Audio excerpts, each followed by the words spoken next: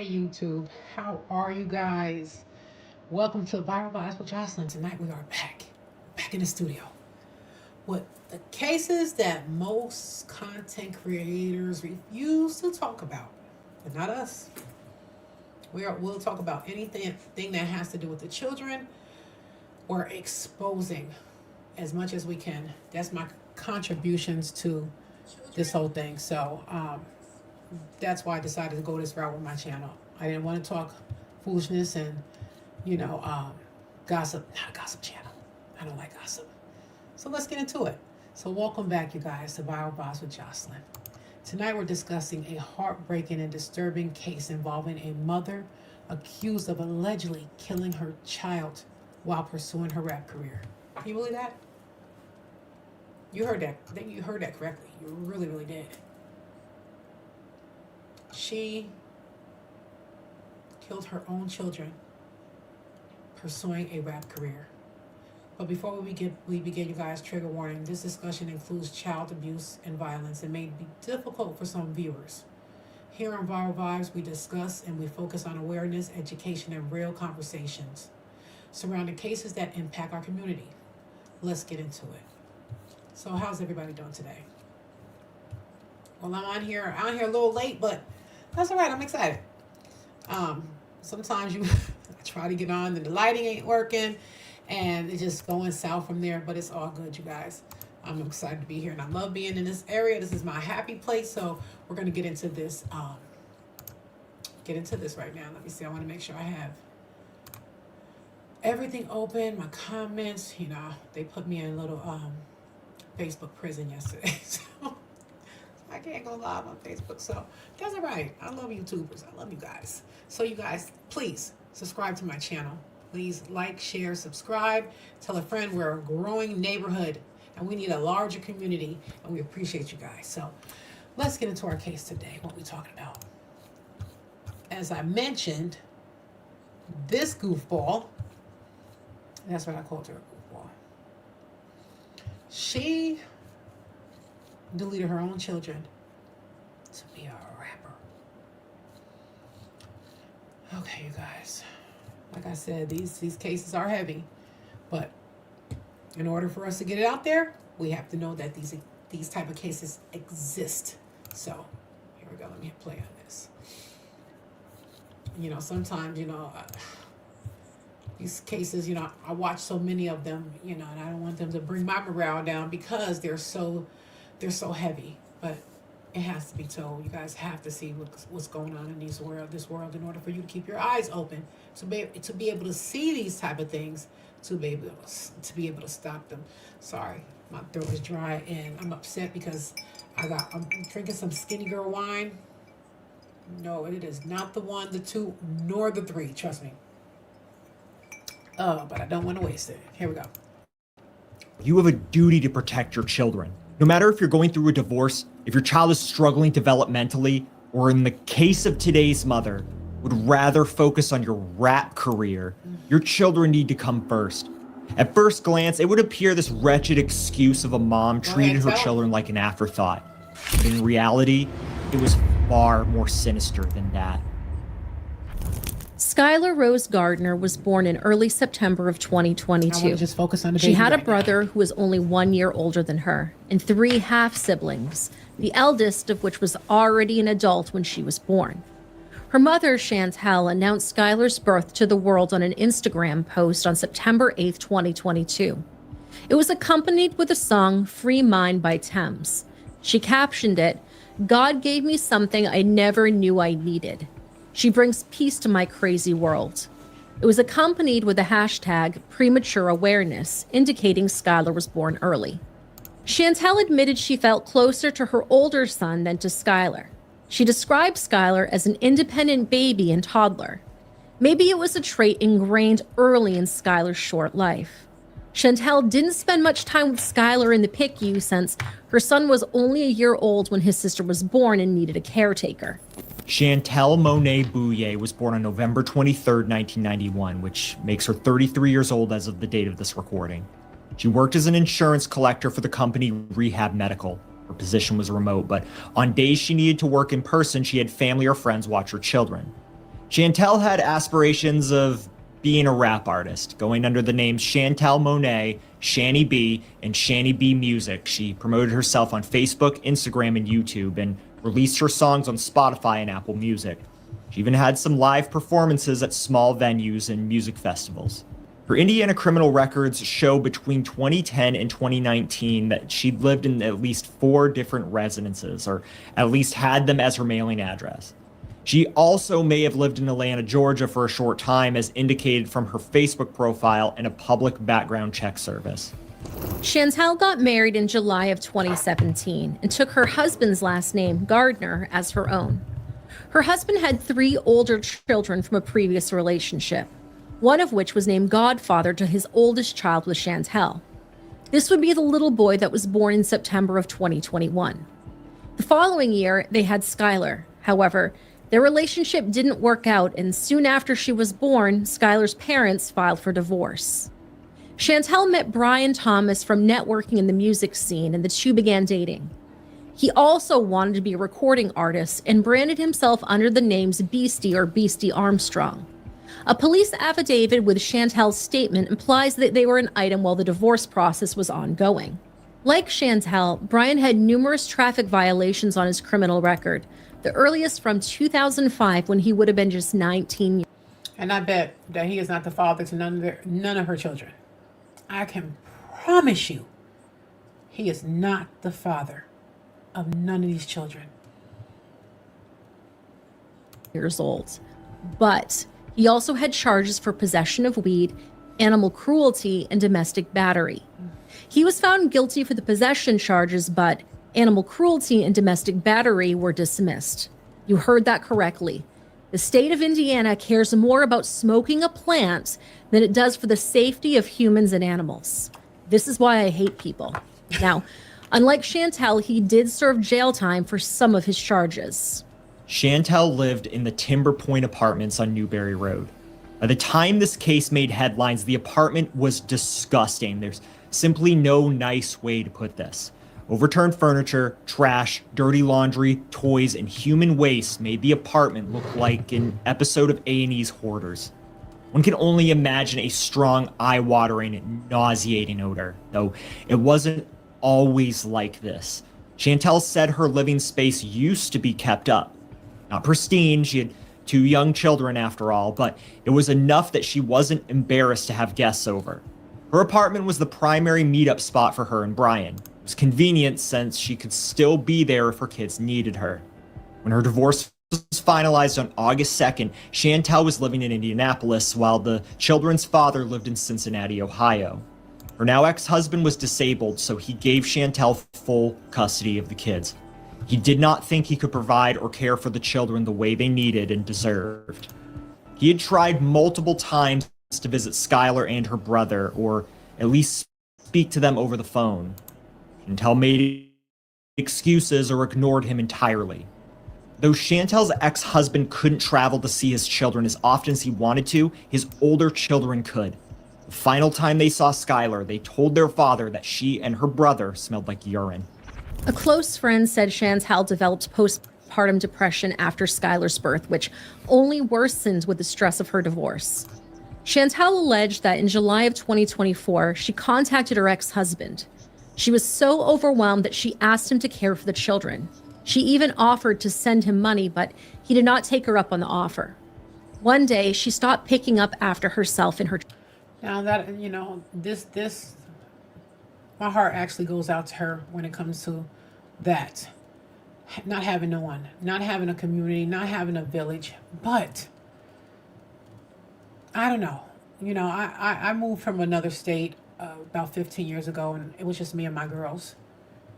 And you have to make sacrifices, and I understand she was going through postpartum. I get it, but I don't get it. Children. Between July and August of 2024, the mess became too much for Chantel to handle, so she stopped trying altogether. This extended to her children's daily needs. As the days went on, she gave them fewer baths, diaper changes, and meals. Chantel said she began leaving her children unattended as early as October of 2024. She said the first times were when she met with Brian Thomas in the apartment parking lot. She could spend alone time with him and regularly check on the children. Brian asked where Skylar and her brother were during these meetings, and it's unclear if he knew they were unsupervised at this time or if he thought there was a responsible, trusted adult in the apartment with them. Now, Chantel's son, who is autistic, had a habit of smearing his own excrement on the walls, and she stopped caring enough to clean up after him.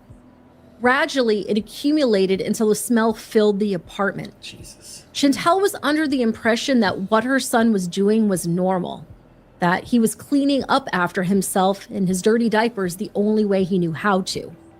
Of course, a visit to the doctor or even a minute on Google would tell her that this is not normal. Scotolia, the medical term for this behavior, is rooted in sensory, medical, behavioral, or psychological issues. At best, he knew it would get his mother's attention as he couldn't speak. And at worst, he was in pain or extreme discomfort. Either way, Chantel did not answer her son's clear call for help. Chantel soon made quick trips to the grocery store or to pick up takeout while leaving her children home alone. In her mind, she would be back at home soon enough.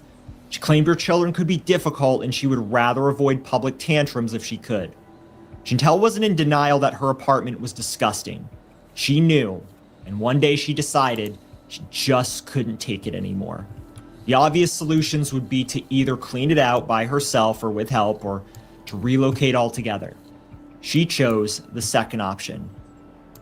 Excuse me. I have no sympathy. I'm sorry. I tried with you, Chantel, but I just have no sympathy. None. My kids tell me that I'm like Teflon Don. Because I don't understand it.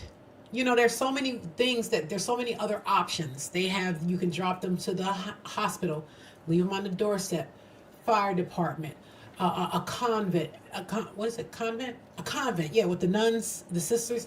There's so many other options because obviously you don't want them. Let's just start there. So if you don't want them, and that's okay, there are a lot of people out here that do, just bring them somewhere else. To have to take their life, that I don't have no sympathy for this lady whatsoever. So, all right, let's see. She was just self-involved. She was just self-centered. She was just thinking about herself. Like they said, her rap career, she wasn't that she was disconnected. She was disconnected from her children. Watch her and the producer end up sleeping together. Picture like a picture, y'all. She didn't think that she should bring her children with her. She could be gone for hours, even a day or two, before returning to check up on them. She turned on YouTube to keep them entertained. Children particularly loved the channel Ms. Rachel. She basically treated them more like houseplants instead of the vulnerable children that they were. Mercy. Chantel visited the apartment inconsistently to drop off food for her children and would clean them once a week or less. Skylar was said to have human waste caked into her hair, and Chantel would clean her daughter off in the apartment's shower. Skylar also constantly had severe diaper rash and possibly even an infection because she wasn't changed often as she should have been. Soon, Chantel realized she couldn't leave her children with family and friends or take them to the doctor. Someone would see their mistreatment and she would be ousted as a bad mother. She didn't even get her furnace repaired when it broke down, since the apartment maintenance team would see what had become of the living space. Instead, borrowed a space heater from a coworker, and she figured that would solve that problem. She planned her visits home when she was expecting phone calls from family. She knew they would ask to speak with her children. She was ready to honor their requests, but would never plan in-person visits. By all accounts, Chantel was well aware enough to know that she would get in trouble, but it was not enough for her to fix her mistakes before it was too late. It seems she was more worried about herself getting caught than the welfare of her own children. While Skylar and her brother were hungry, cold, and stewing in dirty diapers, Chantel began to routinely spend the night at Brian's apartment. Brian's brother, who lived with him, estimates that Chantel visited 3 to 5 days every week. He knew Chantel had children, but he only saw them a total of 3 times. The final time was when they visited. See, what she should have done was, instead of trying to evade everybody in her life, she should have cleaned the kids up really good, bathed them really well, got them dressed, and then dropped them off. Then they would have questioned it. You know, you did what the best decision that you couldn't possibly make. You know, I couldn't imagine getting rid of my babies. Did the apartment in December celebrating Brian's 39th birthday. He said the children seemed fine. He did note that their feet had a red Wait, I'm gonna go back. Hold on, let me go back. Wait, because did she bring the kids to his house? Hold on, let me see. Let's go back a little bit. For her to fix her mistakes before it was too late. It seems she was more worried about herself getting caught than the welfare of her own children. While Skylar and her brother were hungry, cold, and stewing in dirty diapers, Chantel began to routinely spend the night at Brian's apartment. Brian's brother, who lived with him, estimates that Chantel visited 3 to 5 days every week. He knew Chantel had children, but he only saw them a total of 3 times. The final time was when they visited the apartment in December, celebrating Brian's 39th birthday. He said the children seemed fine. He did note that their feet had a red discoloration. Now, on January 25th, 2025, Chantel's friend, known only as LA, invited the family to join hers for a day of fun at Chuck E. Cheese. LA was one of Chantel's go-to sitters before she left the kids completely unattended, but she hadn't seen the children in person since Halloween.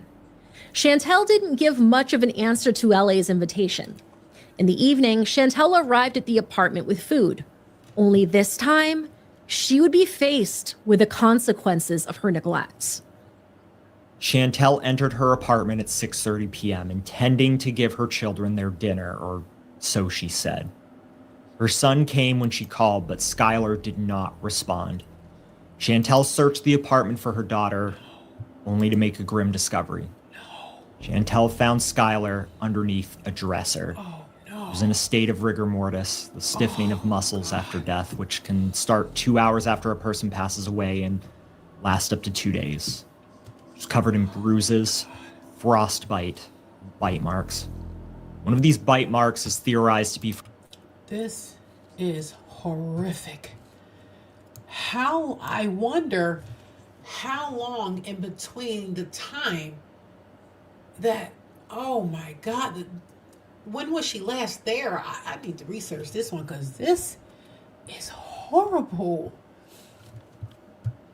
You guys, I'm a crier. I will cry on this thing. So I'm sorry. I cry, I laugh, whatever. But, whew. From a rat gnawing at the 2-year-old's body.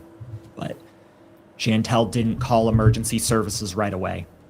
First, she changed Skylar out of her dirty shirt and called Brian. She later told police she didn't want to call him.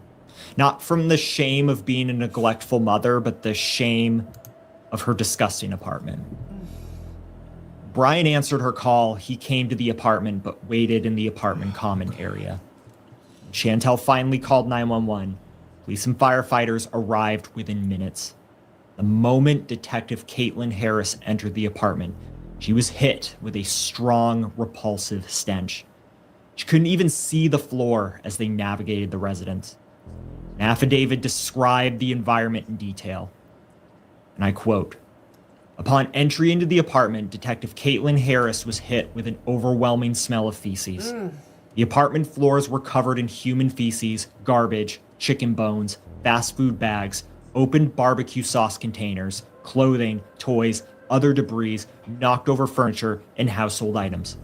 The floors were littered with the above items, and more to the point, Detective Harris and crime lab technician Blakely Watson had no choice but to step on the items as they were walking through.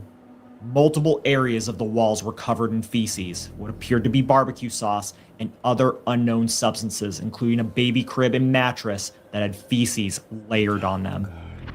Inside of the apartment was also cold, reported to be between 46 to 51 degrees Fahrenheit. The accumulation of spoiled food, trash, sharp objects, and human waste was so bad that investigators would later determine the apartment to be a biohazard. While the scene seemed to suggest that Skylar was crushed underneath a dresser, investigators were doubtful that truly happened to her.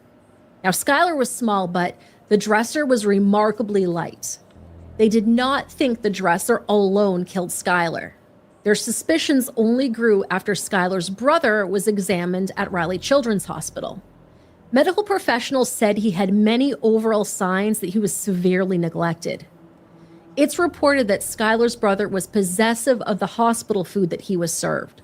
He devoured it desperately and had a strong emotional reaction when someone tried to take away his plate. He ate so fast that nurses stepped in to get him to slow down. His stomach was distended from being so constipated, and his feet were swollen. He also had scars from hyperpigmentation. When Skylar's father was told that his 2-year-old daughter was no longer in this world, he crossed state lines that day to help the detectives. He told them he hadn't seen.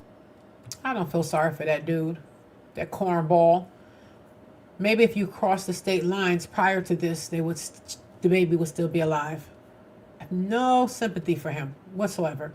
He was the one that gave up his children and gave the moms full custody. I don't know what his handicap was, but they did say something happened to him. He's handicapped. I get it. But you don't have to give up custody. So now you want to come over here and cross state lines? Please. His children in person since Thanksgiving of 2024. He tried to speak with them on the phone through video calls, but Chantel only let them speak once. The last time Skylar's father spoke with her, she was cuddled up on her mother's chest, drifting to sleep.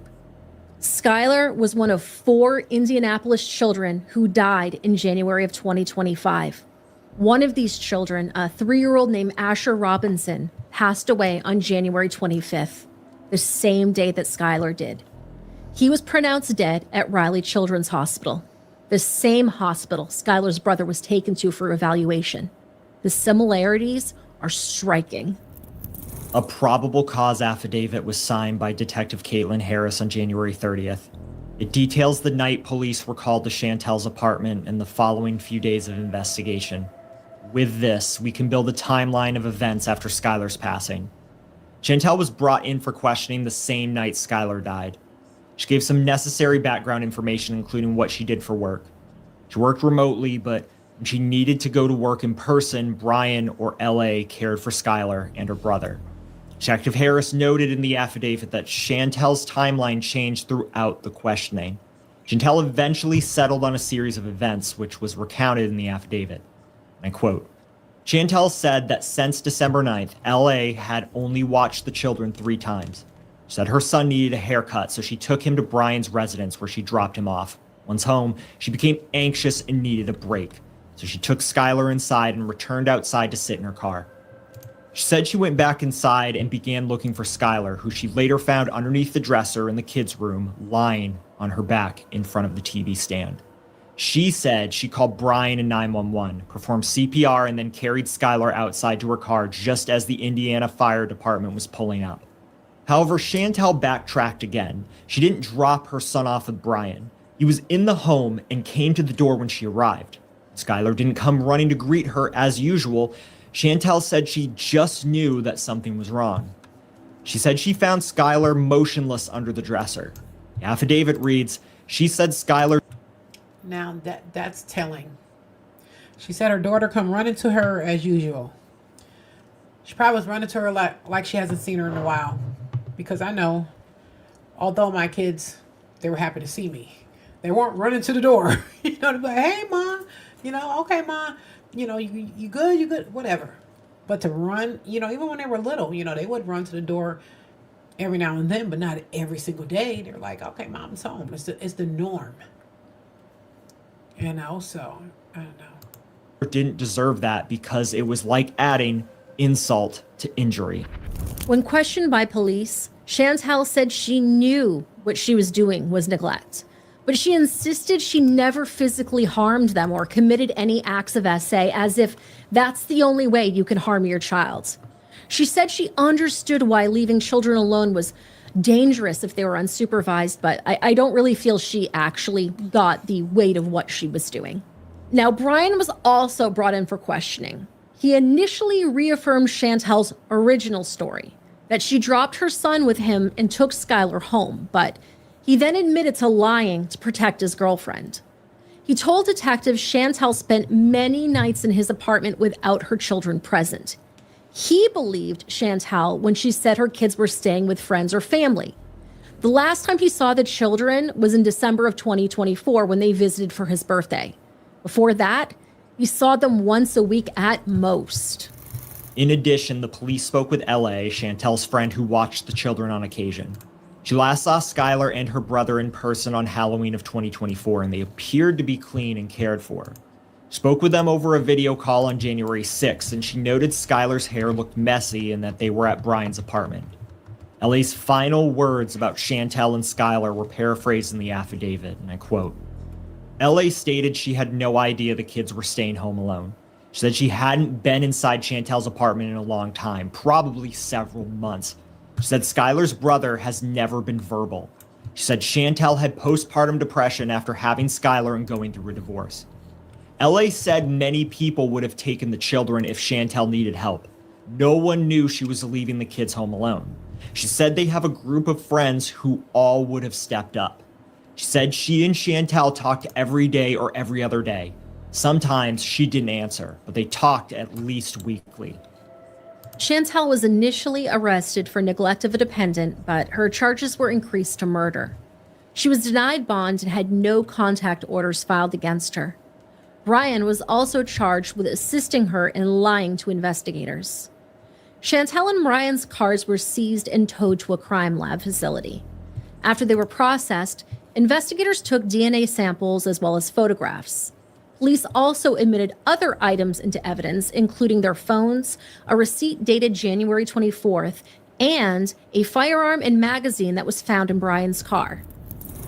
Skylar's autopsy was performed on the 27th by Dr. Christopher Poulos of the Marion County Coroner's Office. His findings were summarized in the January 30th affidavit.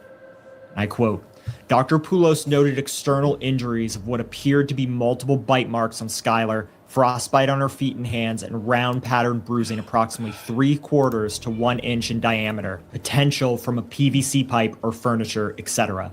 In addition to the injuries listed above, Dr. Poulos noted multiple injuries believed to be post-mortem, including the puncture wound found on Skylar's neck. These were believed to have been from a rodent. Internal injuries were also noted by Dr. Poulos and included subcutaneous bruising throughout Skylar's body, a right frontal bruise, and hemorrhagic pancreatin, possibly due to hypothermia. Dr. Poulos said Skylar was dehydrated as well and had hair and unknown contents, possibly feces, in her stomach. Skylar also had possible paint chips, hair, and foreign bodies in her intestines. As of now, Dr. Poulos believes Skylar died of hypothermia. Detectives also reached out to a nurse practitioner. 42 degrees. I wonder how long she left those kids in there. 42 degrees in that house. They had no heat. They had no running water. They had nothing. Nothing. So... practitioner on the Riley Children's Hospital Child Protection Team. They learned that the bruise patterns on Skylar was suspicious for non-accidental trauma consistent with inflicted trauma, meaning there was little chance that Skylar was injured by accident. While Skylar's brother was starving and in need of medical attention, the nurse practitioner eventually noted that his hair was recently cut and his nails were trimmed. The boy displayed signs of underdeveloped cognitive ability and gradually warmed up to the medical professionals treating him. On January 28th, Brian's brother spoke to the detectives. He said Chantel spent at least 4 overnight visits in the apartment between January 19th and 25th. He worked nights, so they saw each other as he was returning home and she was leaving for the day. The children were absent, but Chantel acted perfectly fine. He didn't ask her directly where the kids were, but Brian told him they were being watched by one of Chantel's friends. On the 29th, detectives met with Chantel for a follow-up interview. She's being held in the Marion County Adult Detention Center. Chantel gave more detailed descriptions about her hands-off parenting.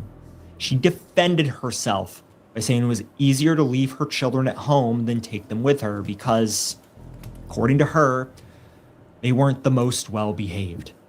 She was convinced Brian could smell the apartment on her as well, but was too polite to say anything to her face, so she didn't even return home to shower. She came back to clean the children once a week, give them food, and when she was expecting a Oh no, once a week. So how they eat? Oh my God, I hope she's rapping somewhere in Sing Sing right now. This is crazy. I hate this for these babies.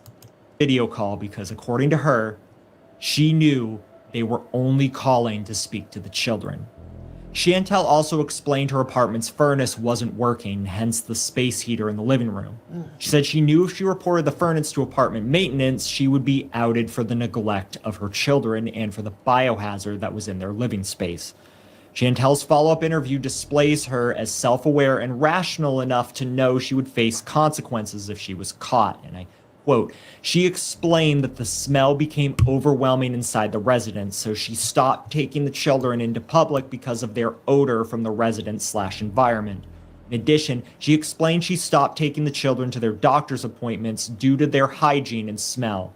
She said she understood the potential consequences of her improper care. She was aware of the consequences of them reporting her to Department of Child Services and or taking the children away. Chantel said she knew/understood the consequences of what could happen while leaving a 2- and 3-year-old child alone.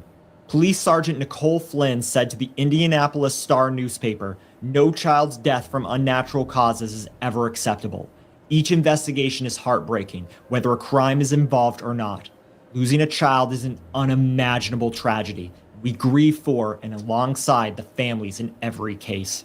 Brian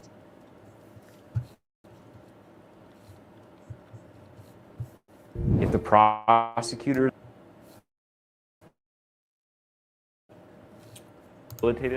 had the juvenile system succeeded in transforming the 11-year-old that's it. killer into a heck? functioning member of society, That was abrupt. he had shown constant progress through the years.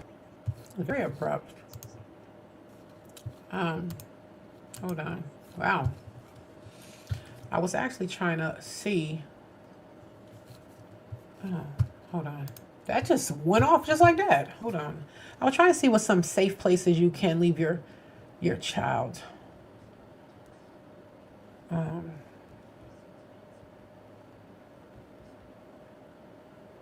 Okay, let's see. It says if a child is unwanted or a parent cannot safely care for them, there are safe options. They have what you call safe haven locations. They're safe haven locations, legal and anonymous. It says every United States has safe haven laws that allow a parent to surrender an infant without punishment. You can leave a baby at a hospital, ER, or the maternity desk, fire station to a staff member, a police station, or designated safe haven baby boxes. You do not have to give your name. You do not get arrested. The baby is immediately protected and placed in care. Would that not have been the safest option, you guys? You do not even have to call 911, it says. But if you choose to call 911, if a parent is at a breaking point, call 911 and say, "I am overwhelmed and need help with my child." This triggers crisis support, not criminal punishment.